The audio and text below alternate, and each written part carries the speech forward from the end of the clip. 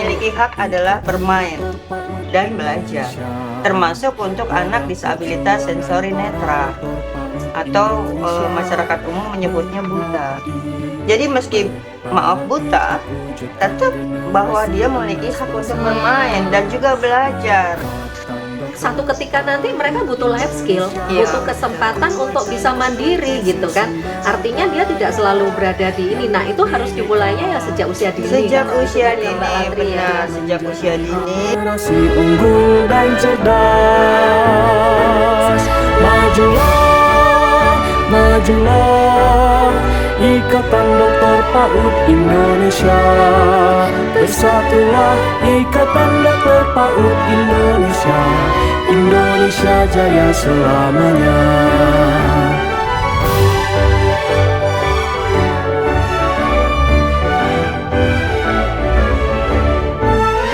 Ikatan Dokter PAUD Indonesia.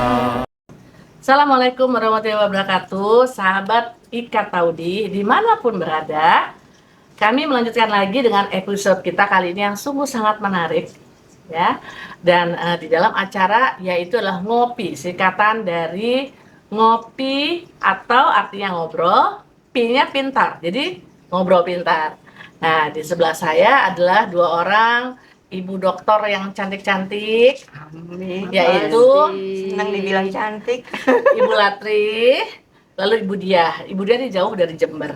Jadi kita semua ada di sini di bawah naungan Ika Taudi ingin berbagi.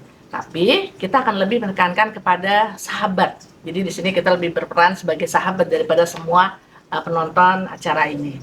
Nah, sebelum kita mulai, teman-teman nggak apa-apa ya kalau nanti aku nggak sampai selesai ya, karena musik itu tuh ngeliatin cucu aku yang lagi main di sana. Senangnya. Udah Ini punya banyak belum? mainan loh di sini. Udah untuk cucu nih. dong. Waduh, ini lucu-lucu banget ya. Nah, kita mau nih dengerin nanti ya, sahabat-sahabat dari Mbak Latri maupun Mbak Diah tentang bagaimana sih membuat permainan yang khusus buat anak dalam kondisi yang membutuhkan perhatian khusus. Jadi, hak untuk bermain maupun belajar adalah hak semua anak. Dalam hal ini kita akan melihat bagaimana bentuk-bentuk permainan yang bisa dilakukan untuk anak-anak dalam kondisi disabilitas sensori netra. Nah, mungkin Mbak Dia bisa mulai nih ceritain, saya juga kepengen tahu nih kok kayak permainannya lucu-lucu sih Mbak, apa aja nih? Iya Mbak Yesi, terima kasih banyak Mbak Diah. Ini kalau kita bermain, ya karena kita mantan anak-anak ya. Jadi ya tetap nalurinya tetap naluri bermain. Senang bermain ya, senang bermain. Jadi Nggak pernah bosen deh kalau bermain sampai sekarang juga. iya, karena kita mantan anak-anak dan kita senang bermain. Ya, sebenarnya ini adalah merupakan multimedia yang ada dan tiada, karena sebetulnya tidak ada, kemudian diada-adakan khusus untuk disabilitas sensori netra. Iya. Kalau tadi Mbak Yesi tadi sudah membuka diskusi obrolan ngopi kita, ngopi pintar dengan Ikatan Dokter PAUD Indonesia. Tadi disebutkan bahwa semua anak memiliki hak adalah bermain dan belajar, termasuk untuk anak disabilitas sensori netra atau masyarakat umum menyebutnya buta. Kenapa? Kok ada bolong-bolongnya apa nih Mbak? Kenapa Iya, bolong-bolong? karena untuk memudahkan untuk memegang dan juga untuk menandai. Ini angka 1. Angka 1. Jadi sambil diraba kan, kalau kecerdasan visual spasial kan pastinya menggunakan mata. Tapi kalau untuk anak disabilitas sensori netra, seperti terjamin dalam Undang-Undang Perlindungan Anak Nomor 23 tahun 2014 atas perubahan Undang-Undang Nomor 23 tahun 2002 itu menyebut bahwa hak anak itu termasuk untuk anak disabilitas sensori netra. Jadi meski maaf buta, tetap bahwa dia memiliki hak untuk bermain dan juga belajar. Jadi nggak bisa dikekepin, digendong terus. Kalau kita lihat anak-anak itu akan dijaga ketat oleh orang tuanya, Takut jatuh gitu takut ya. apa, sehingga Takut dikekepin, terluka. sama sekali nggak bisa biasanya cuma didudukkan, temannya main, dia diem saja. Kemudian di rumah juga cuma diam saja, disodorin TV untuk Boleh mendengarkan. saya tunjukkan ya ke teman-teman. Boleh. Lihat ya teman-teman, ini angka. Jadi belajar mengenal angka. Gitu juga tentu huruf ya, bisa dengan cara seperti ini. Kalau kita lihat, coba saya sambil merem ya. Ini kita peragakan, kita akan merasakan, oh Dari ini samping, bentuknya dari sini ya. Iya. Dari sini, oh ini bentuknya begini. Oh ini angka 2 gitu ya. Iya.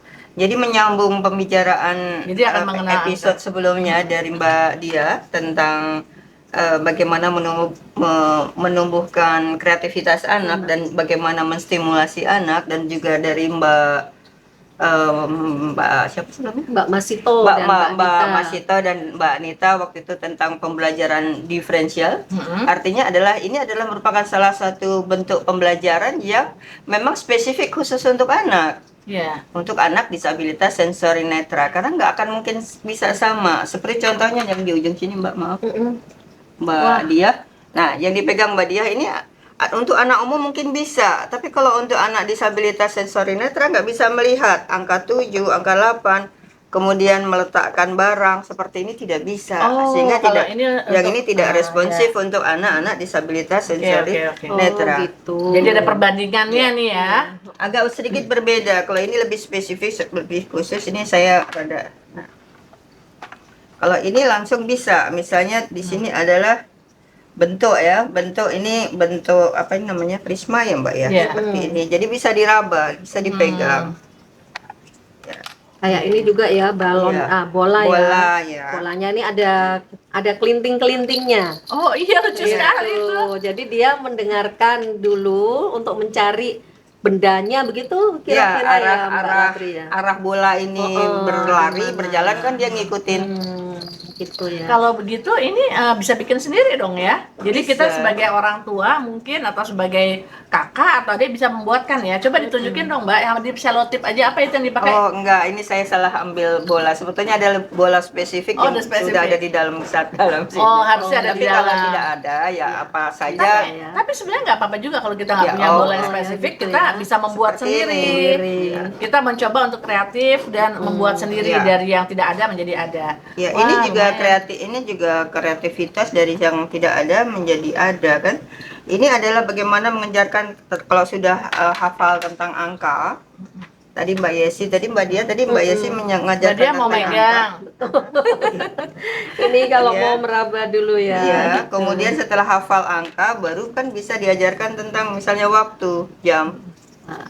Iya, ini yang titik-titik ini braille menunjukkan angka Oh, yang 8, biru-biru ya. ini ya, Mbak. Iya, jadi kan dia harus disiplin untuk waktu sholat, waktu makan, waktu belajar. Kan dia bisa memegang. Nah, ini adalah jam.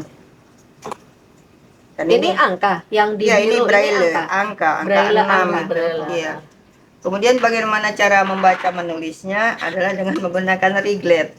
Ini adalah alat bantu untuk menulis. Alat bantu menulis. Oh, jadi Iya, jadi kertasnya dimasukkan ke dalam sini. Oh, nanti Nah, dia terus kemudian cocok-cocok begitu Oh, ya. oke. Iya, kemudian nanti dia akan mencocok di sini. Hmm. Nanti dibacanya agak dari terbalik. Oh. Ini kayak gini bisa dibeli di mana nih, Mbak? Mungkin Ada di tempat khusus Oh. khusus untuk anak-anak disabilitas. mudah-mudahan harganya nggak terlalu mahal ya. Iya, tidak. Ya, jadi ini bisa loh dibeli ya. Ini juga untuk belajar ini punya Sipoa ya. Ya, Simpua untuk ngitung. Sipoa. Jadi biarpun karena anak-anak itu kan satu hari dewasa, satu hari dia harus mandiri, Iya. satu hari dia bisa harus menghitung, berusaha. Jadi kalau misalnya dia tidak tahu berapa harga barang, agak sulit nih ya kalau kita menjual sesuatu berjualan. Tapi dengan belajar Simpua sejak dini, dia mungkin akan lebih mudah untuk bisa menjual Iya. barang, ya, Mbak. Iya. Tetap bahwa dia harus selain belajar braille, menulis, membaca dengan braille, tetap merupakan kewajiban karena bagaimanapun dia juga harus bisa menulis. Anak-anak biasanya sudah terbiasa kemudian menggunakan gadget. Memang itu salah satu fasilitas penggunaan gadget itu. Mendengar, fungsinya adalah auditori, mendengar, tapi kan tetap saja dia harus bisa menulis. Ya. Wah, jadi ternyata banyak ya alat permainan yang bisa diciptakan buat anak-anak kita. Dan tentunya ini memerlukan kreativitas juga untuk membuatnya. Wah, Kalau menurut Mbak, di Indonesia ini banyak nggak Mbak? Kira-kira apa ada perkumpulannya yang mungkin orang tua bisa berbagi pengalaman atau bagaimana? Apakah ada perkumpulan orang tua yang bisa berbagi untuk anak-anak yang mengalami hal yang sama? Iya. Untuk anak-anak disabilitas sensori netra, saya belum melihat ada perkumpulannya, tapi kalau untuk anak-anak Down syndrome sudah ada. Kemudian umumnya perkumpulan disabilitas sensori netra adalah untuk orang dewasa seperti beberapa lembaga-lembaga Pertuni, ICMI, itu adalah cendekiawan Muslim Indonesia khusus tunanetra, masih menggunakan kata tuna. Kalau begitu kita kan Ikatan Dokter PAUD Indonesia ini kan sebetulnya adalah suatu kelompok yang ingin berangkatnya karena ingin berbuat sesuatu untuk masyarakat. Jadi apa yang terjadi ini bukannya tidak ada. Kalaupun belum ada perkumpulan, bukannya tidak ada. Karena itu kita harapkan semoga hal-hal seperti ini bisa menjadi awal pemicu daripada entah sesuatu bisa kita perbuat untuk anak-anak kita yang mengalami hal yang sama, sehingga hidup ini menjadi lebih baik bagi mereka juga. Karena hidup ini sangat indah dengan segala anugerah dari Sang Pencipta kita. Iya. Kita juga ingin semua anak-anak Indonesia Ikut bisa bahagia. ikut bahagia, benar nggak? Amin. Dan Ya. bahagia anak-anak itu melalui bermain kan? Benar. Iya. Ibu dia, Ibu Latri, aku masih mau lama. Cuma itu lihat cucuku udah manggil-manggil. Iya, Oke. ha-ha. Ya, jadi aku harus berbagi Iya, benar. waktu juga Ya, ya. dia, baik. hak anak adalah bermain Oh, dan belajar. Bermain dulu Ya. baru belajar. Termasuk Iya. neneknya juga mesti nemenin dia bermain. Kalau dia bilang gini, Oci, ayo main sama aku. Artinya aku harus bermain dengan dia. Oke ya, aku pamit dulu ya. Makasih ya Mbak Terima Yesi ya. kasih. Yuk, sampai Nanti ketemu ya. lagi. Iya. Yuk. Oke Mbak Latri, Mbak Iya. Yesi sudah bermain dengan cucunya. Iya, pengen tuh ikutan.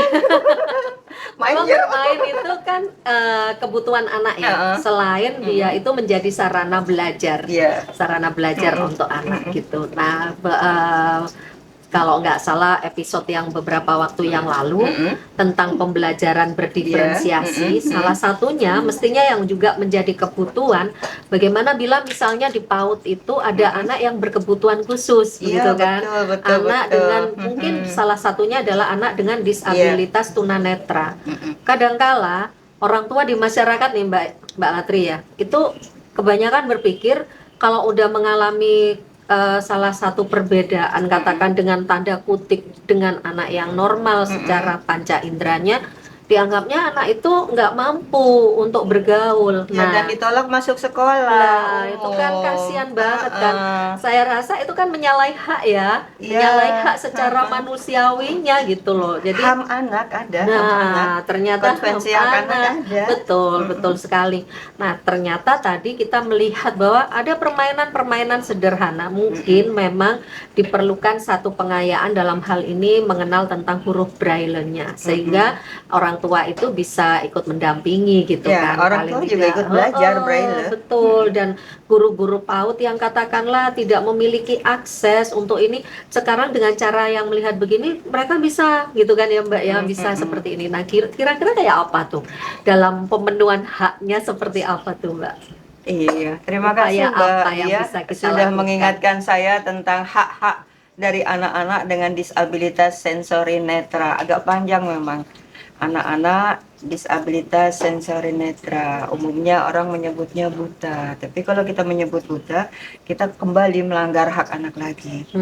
Iya, apa sih yang harus dilakukan untuk anak-anak dengan disabilitas sensori netra? Apakah dikekepin terus, digendong kemana-mana, Ya takut kan? kalau jalan nanti kesandung jatuh? Yang lebih parah lagi, seringkali juga masyarakat itu beranggapan anak itu dimanfaatkan oleh orang Oh, tuanya iya. kan gitu kan. Oh, Padahal iya. kan seharusnya tidak begitu.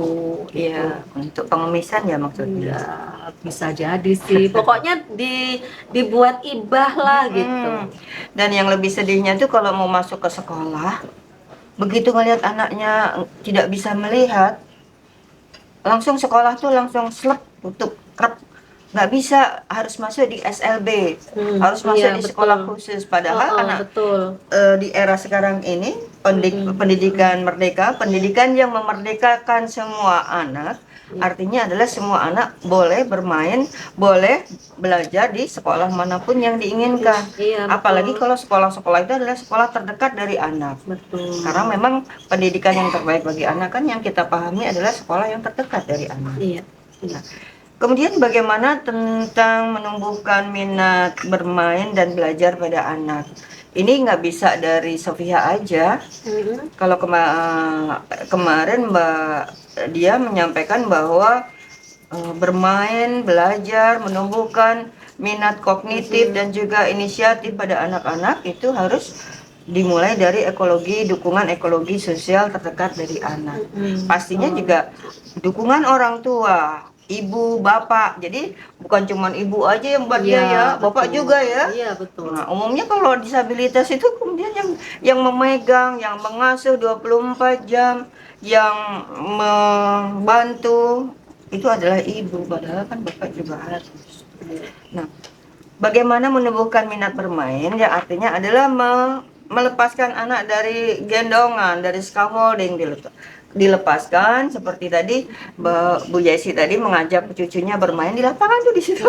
Iya betul. Seperti Mungkin lebih itu. tepatnya itu scaffoldingnya yang berbeda. Iya. Yang scaffolding yang harus yang awalnya dikekep itu, Iya, digendong sekarang terus, enggak diberi kebebasan gitu kan. Anak juga dilatih untuk lebih mandiri seperti tadi kata Mbak Iya. Yesi.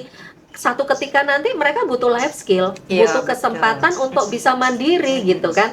Artinya dia tidak selalu berada di ini. Nah, itu harus dimulainya ya sejak usia dini Sejak kalau gitu usia kan ya dini, Mbak Latri ya. benar. Sejak usia dini, seperti yang ada di anak-anak yang saya terima di lingkungan tempat saya bekerja di STPL Bekasi, itu adalah anak-anak ya mau nggak mau tadinya ya saya menyampaikan pendekatan kepada orang tuanya agar anak-anak dilepaskan dari gendongan, kemudian karena anak-anaknya sudah mulai bisa berjalan ya kemudian diajarkan orientasi mobilitas, diajarkan Termasuk kayak berjalan yang ini ya Mbak Iya. ya, pakai bola ini mungkin Iya. ya contohnya berjalan dulu ya. Mbak, Oh, berjalan gitu. dulu.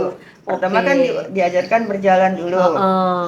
Berjalan di ubin, di karpet, di rumput, di aspal diajarkan. Jadi kaki itu Mengenalkan menapak. konteksnya Ya, ya. ini ubin. Ubin itu kalau kena air licin, kalau Iya. ini karpet dan sebagainya. Ini rumput. Nah, kemudian diajarkan orientasi mobilitas bahwa kalau lurus Iya. ini ke tempat bermain lapangan bermain ini adalah pukul 12. Oh, begitu. Pukul 12. Ini Iya, lurus. iya. Ini lurus nih. 12. Iya. Artinya kalau saya menyebut pukul 12 itu artinya lurus, jalan lurus. Iya, sambil mereka meraba, sambil mereka meraba atau Tidak, bagaimana? Oh, tidak. tidak. Nah, kalau mau menggunakan tongkat juga boleh, Oh, tapi kalau iya, baik. 12 lurus. Oke, Misalnya baik. 12 4 langkah ke depan ya. Oke. Saya ke tempat Mas Iya. Dito adalah 4 langkah ke depan. Oh, gitu. Kalau saya menyebut ambil minummu ada di meja. Di meja ini arah pukul angka 9. Oh, angka 3. pukul 3 darimu. Iya. Artinya adalah di sebelah kanan, Kanan. pukul 3. Pukul 3 kan ada di kanan. Oh, iya. Jadi ambil di kanan. Jadi tidak sini aku ambilin minumnya, tidak. Ya, Tapi adalah dia diarahkan Iya. begitu ya. ya, kamar mandi ada di sebelah kiri pukul 9. pukul 9. Oh, Artinya dia akan jalan harus balik karena pukul ke 9. Sekitar 10 langkah ke depan. Seperti itu. Jadi kita hanya memberikan rambu-rambu atas apa yang ada di rumah seperti Sekitar ini, dia. sekitar, kemudian yang di halaman seperti apa. Jadi tidak lagi dituntun, tidak lagi harus dipegang. Menuntunnya pun juga bukan seperti ini, Iya. tapi saya berikan Oke, tangan. baik. Ya. Nih gini ya. Ya, jadi bukan Oh. saya yang memegang anak atau Anak, mbak, tapi iya, ya anak seperti yang itu. Ya. biasa seperti itu. Kalau lurus, Mm-mm. kita berdiri mbak. Ya. Siap. Ya.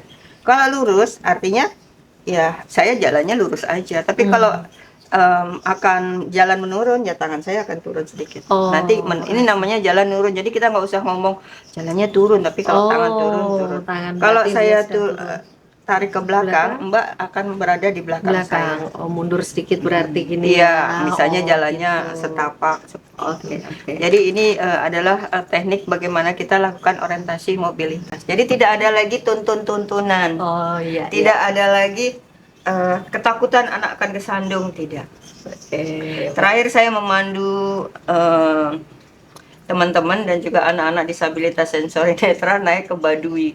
Saya pikir saya harus kerja keras, ternyata Kira-kira tidak. gimana tuh? Bisa diperagakan nggak, Mbak? Ya. Waktu ke perkampungan Baduy kan itu benar-benar hal yang baru kan, Aha. lingkungan baru kan.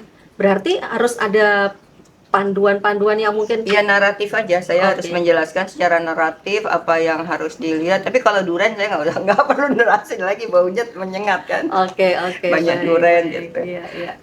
Jadi saya pikir mereka akan kesandung-sandung batu kan. Ternyata Ternyata nggak ada yang jatuh. oh, Yang ngos-ngosan nafas saya. beda usia kali ya. Jadi seperti itu. Jadi anak-anak dengan disabilitas sensori netra masih memiliki hak untuk bermain dan belajar. Itu sebab bagaimana cara menumbuhkan minat belajar anak-anak disabilitas sensori netra ya. Kembali kepada episode sebelumnya, bagaimana yang Mbak yang Menyiapkan pembelajaran berdiferensiasi. menyiapkan pembelajaran berdiferensiasi yang memang sesuai dengan kebutuhan masing-masing anak, dan juga harus Harus ditumbuhkan kemampuan berpikir kemampuan kritis. berpikir kritis, dan juga para guru dan juga orang tua harus memiliki kemampuan untuk memantik Memantik anak itu supaya memantik memiliki anak, motivasi untuk dari memiliki dalam diri. motivasi dari dalam diri bahwa kamu setara, kamu sama. Hak untuk anak-anak dengan disabilitas itu kalau di Undang-Undang Disabilitas Nomor 8 tahun 2016 itu ada 7. Sedangkan untuk perempuan itu hanya 3. Kalau untuk anak itu ada 7.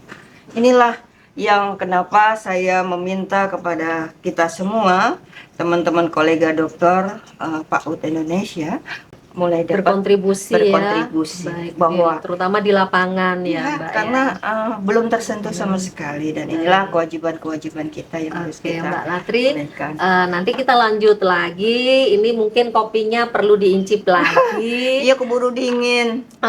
Terus mungkin juga nanti kita akan untuk belajar lagi ya, Mbak, gimana sih proses bermain untuk anak yang katakanlah memiliki disabilitas sensori netra itu. Oke. Iya. Oke, Mbak Latri, Iya. ini kita lanjutkan lagi ya. Saya ingin tahu nih, gimana sih cara membelajarkan atau katakanlah dalam hal ini ngajak anak yang disabilitas sensori netra itu untuk bermain. Ini kan kayaknya nih ya, kalau aku lihat ini, katakanlah yang tadi udah diperagakan oleh Bu Yesi ya, tentang angka 3 sambil meraba. Apakah boleh gitu merabanya tuh misalnya gini. Nah, ini kan yang satu aku pegang di bawah ya. Terus gini. Terus aku lanjut pakai tangan yang satunya. Boleh. Boleh? Boleh. Bener ya? Boleh kan, Oh pengenalan. gitu. Kan masing-masing anak seperti saya kan kidal kan. Mm-mm. Ya, saya memperhatikan karena saya juga sambil belajar ya. Bersama dengan anak-anak disabilitas sensori netra, saya belajar. Termasuk juga orang tuanya, saya jujur kepada orang tuanya, saya belajar, kita sama-sama belajar ya. Jadi ya kadang-kadang memang saya liatin acak gitu. Tapi kemudian ya mereka dengan sendirinya setelah mengenali misalnya ini Bentuk ya, bentuk setelah angka kenal angka 1 gitu. begitu. Nanti kan lama-lama juga akan diselusuri begini. Angka Oh. 1. Iya. Oh, Seperti itu. Jadi gitu. cara belajar masing-masing anak berbeda, Berbeda ya, diferensiasi berbeda. kan berbeda ya. Iya. Aha. Betul. Termasuk seperti Jadi ini ya. tentang bagaimana memaknakan alat permainan menjadi seperti apa, digunakan seperti apa. Kadang-kadang juga saya belajar juga dari mereka. Ternyata setelah mereka memegang gini angka 1, sudah bisa menyebut angka 1, 2 gitu.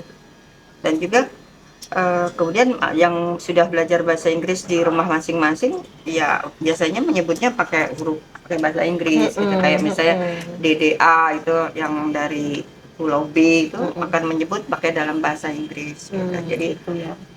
Ini juga ini jeruk loh, jeruk biasa. Cuma ini jeruk limo yang biasa dipakai untuk sambal. Tapi ini mungkin kalau untuk anak yang sensori netra itu perlu banget ya, Mbak ya, untuk karena membedakan, ini untuk merasakan mereka untuk merasakan kasar, halus, kemudian bau. Jadi kecerdasan jamaknya masuk kan, visual spasial. betul. Visual spasialnya tidak maksimal, tapi apa namanya, fungsi pendengaran dimaksimalkan dan fungsi perabaan juga dimaksimalkan. Nanti akan nyebut jeruk. Kemudian juga bentuk-bentuk sini silindris, ini kan walaupun warna bagi yang sudah yang Buta. low vision mungkin masih bisa mengenal ini warna, tapi kalau yang sudah total otomatis tidak bisa mengenal warna ya. Kita tetap menyebut ini silinder, ini warnanya kuning. Ini yang bola warnanya merah. Yang menarik Mbak Latri ya, seperti di Sempoa ini kalau yang Sempoa yang saya tahu itu biasanya tidak ada alas tuh. Iya. Kenapa ini harus ada alas? Ya, karena akan diletakkan.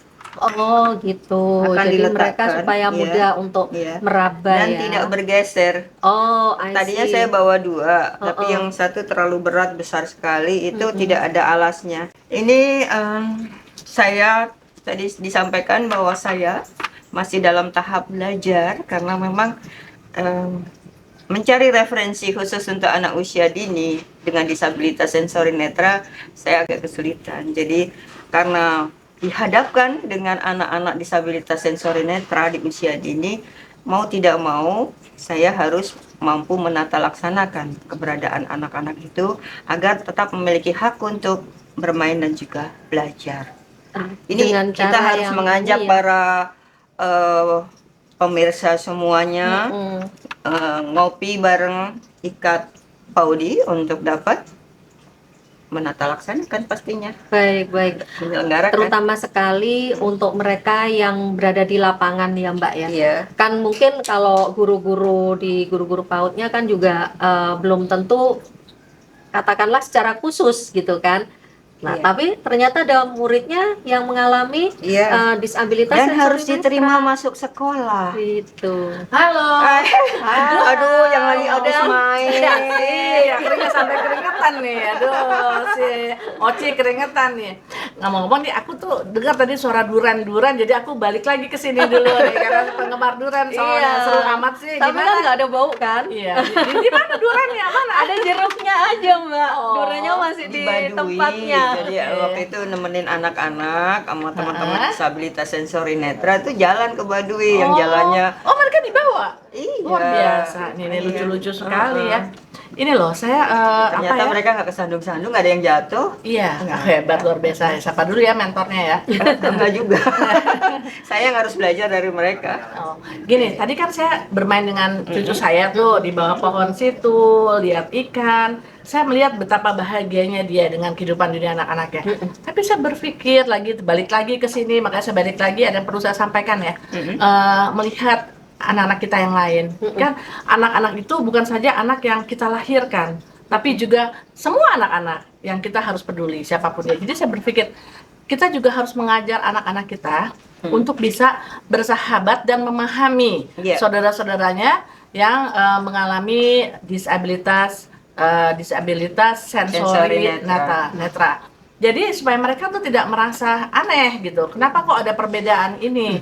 Jadi anak-anak kita sejak usia dini juga harus mulai mengenali, memahami, dan sebisa mungkin membantu. Karena saya yakin, sangat-sangat yakin Allah tuh maha adil, pasti menciptakan semua anak dengan kelebihan. Mungkin dia tidak bisa melihat, tapi pasti ada kelebihan lainnya yang bisa dibagikan kepada teman-teman yang lain. Jadi kenapa kita tidak memulainya dari anak-anak usia dini, bahwa mereka mengenal, oh ada perbedaan, oh di dunia ini tentu juga ada hal seperti ini, dan lebih memahami, sehingga dunia bisa menjadi lebih indah.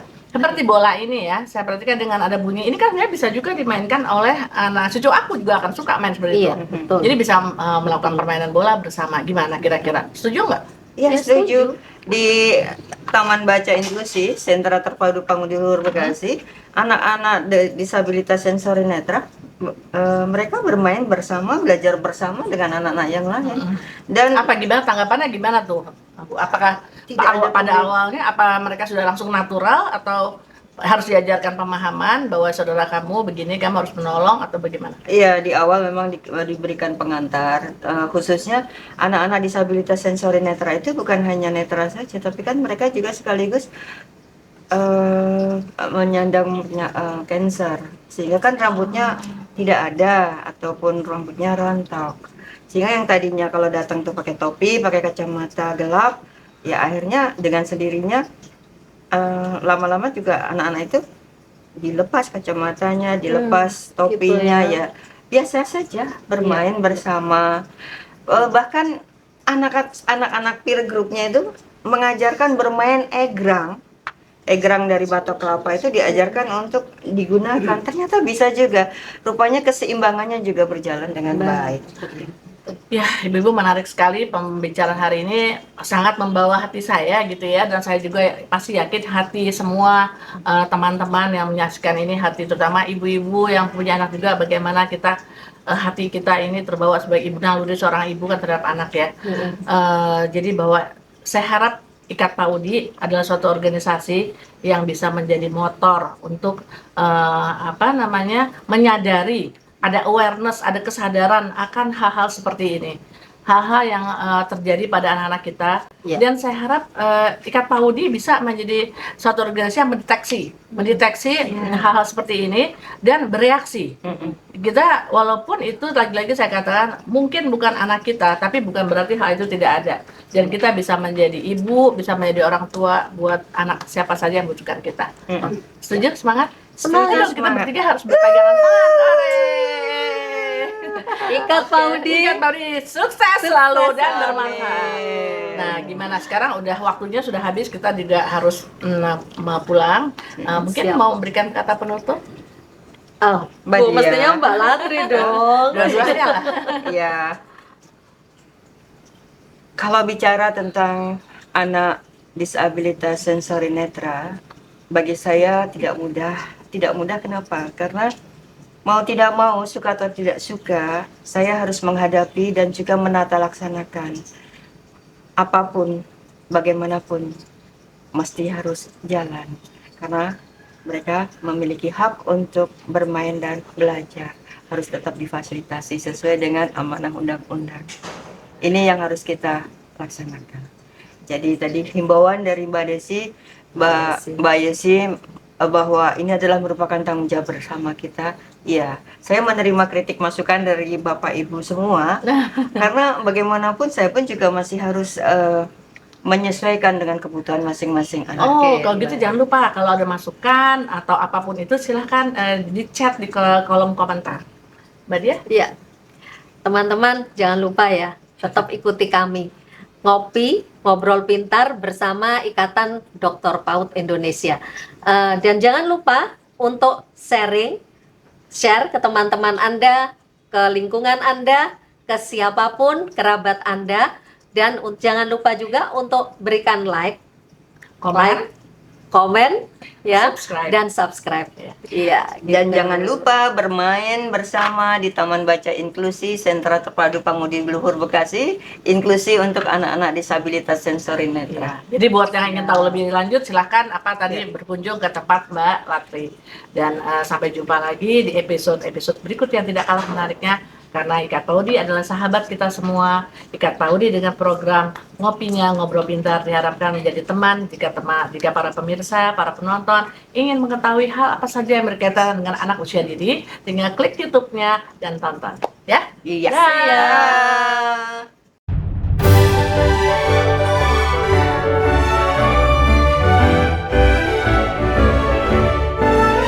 Ikatan Dokter PAUD Indonesia, wadah perjuangan para dokter PAUD Indonesia, mengabdi berbahati untuk wujudkan generasi emas bangsa. Ikatan Dokter PAUD Indonesia, kuatkan kompetensi sumber daya yang berbineka tunggal ika untuk menjadi generasi unggul dan cerdas. Majulah, majulah, Ikatan Dokter PAUD Indonesia. Bersatulah Ikatan Dokter PAUD Indonesia.